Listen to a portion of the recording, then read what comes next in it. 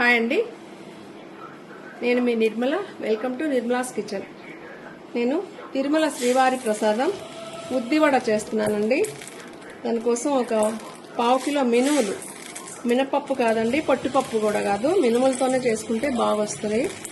నేను ఒక 2-3 టైమ్స్ చేశానండి, చాలా బాగా వచ్చాయి. నేను ఒక పావు కిలో తీసుకున్నాను. వీటిని శుభ్రంగా కడిగి వాటర్ పోసి ఒక 10-12 గంటలు నానబెట్టుకోవాలండి. ఇలా కడిగేసి 2 సార్లు నీళ్లు పోసి 12 గంటలు నానబెట్టిన తర్వాత రుబ్బేటప్పుడు చూపిస్తాను. ఇలా 2 సార్లు కడిగి వాటర్ పోసి పెట్టుకుంటున్నాను. 12 గంటల తర్వాత చూద్దాం. వడప్రసాదం కోసం మనం మినపప్పు నానబెట్టి పెట్టుకున్నాం కదా, ఒక 10 అవర్స్ అయిందండి నానబెట్టి. ఇప్పుడు మళ్ళీ కడిగి వడపోసి పెట్టుకున్నాను. కొంచెం కూడా ఒక్క చుక్క కూడా వాటర్ లేకుండా చేసుకోవాలి. ఇందులో వాటర్ వేయకుండా రుబ్బాలి గట్టిగా.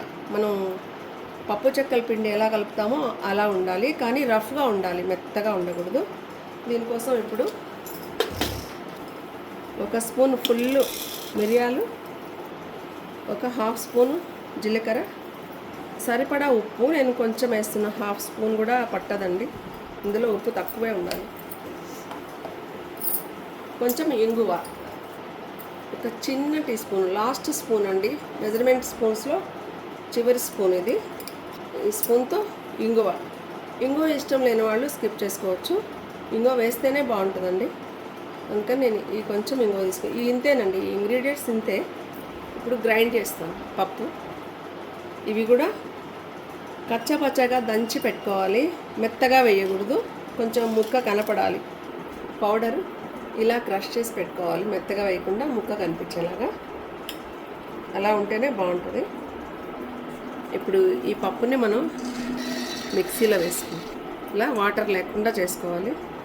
మరీ టైట్గా ఉండి తిరగలేదు అన్నప్పుడు ఒక్క స్పూన్ వాటర్ వేసుకోవాలి, అంతేగాని వాటర్ వేయకూడదండి. వాటర్ వేస్తే కరెక్ట్గా రాదు గారె. ఈ ఉప్పు వేసేస్తున్నా. ఇప్పుడు దీన్ని మిక్సీ పట్టుకుందాం గట్టిగా. ఇలా రుబ్బాలి, గట్టిగా ఉండాలండి. ఇట్లా చెప్పాలంటే ఈ వడకి, తిరుమలలో చేసిన వడ సైజు కావాలంటే మనకి 100 గ్రామ్స్కి ఒక వడ వస్తుంది. అలా చేసుకుంటే, నేను పావు కిలోనే తీసుకున్నాను కదా, ఇవి నేను 3గా చేస్తాను. ఇంత కూడా పట్టదు, సరిపోతుందండి. హాఫ్ స్పూన్ మిరియాలు సరిపోతాయి, హాఫ్ స్పూన్ జీలకర్ర, సాల్ట్ మాత్రం అదే సరిపోతుందండి. హాఫ్ వేసాను, హాఫ్ మిగిలిందండి. నేను ఇంతకుముందు హాఫ్ కిలో చేశాను, ఇప్పుడు నేను పావు కిలోనే చేస్తున్నా. కలిపి నేను 3గా చేశాను పావు కిలోకి. ఇప్పుడు కాల్చడం చూపిస్తాను.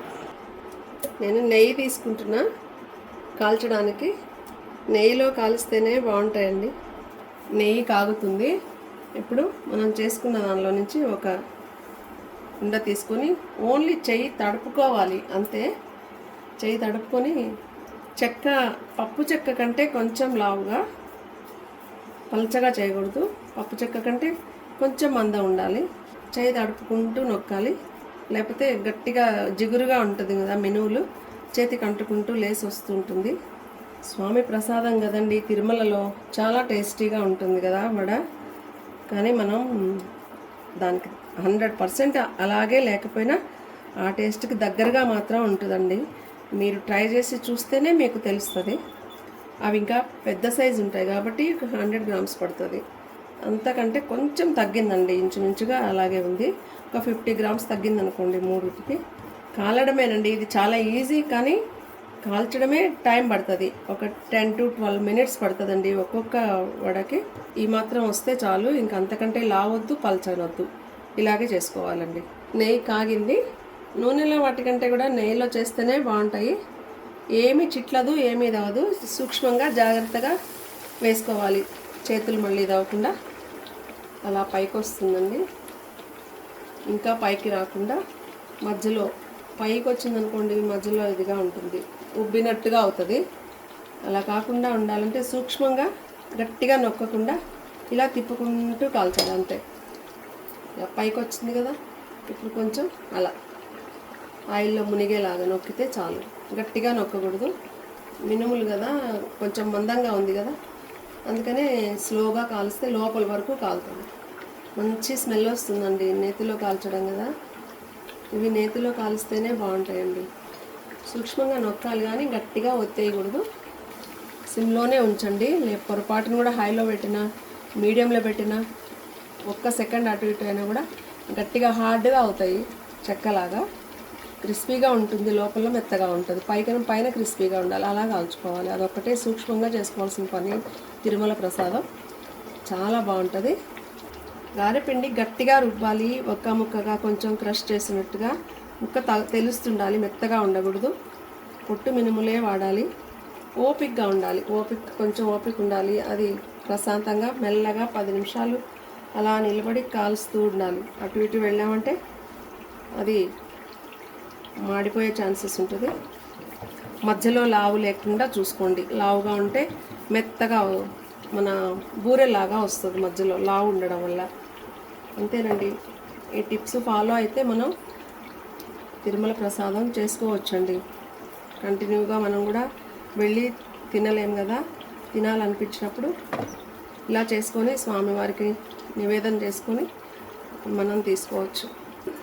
కాలిందండి రెండు వైపులా. తీసిన తర్వాత ఆ వేడికి ఇంకొంచెం కలర్ వచ్చేస్తుందండి. ఇలా ఉన్నప్పుడే తీసుకోవాలి. మరీ రెడ్గా అయిపోయాక తీసుకుంటే గట్టిగా అయిపోతాయి. ఇలా కాలాలి.